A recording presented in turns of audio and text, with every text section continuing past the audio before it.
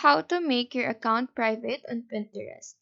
So go ahead and open your Pinterest application. Go to the Profile tab by clicking on the profile icon in the lower right corner of the screen.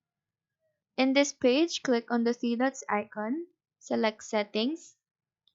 Now go to Privacy and Data.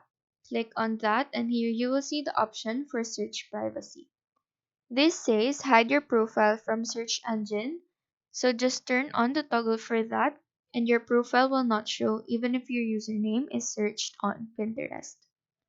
Now to hide your boards, click on a board, tap on the three dots icon and select Edit Board.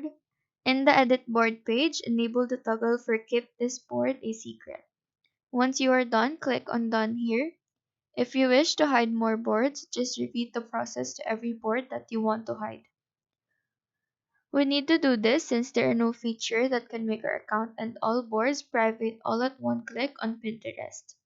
So that is how to make your account private on Pinterest. Do let us know if this video helped you out, and if you have any questions, feel free to drop them down below. Thank you for watching and have a nice day.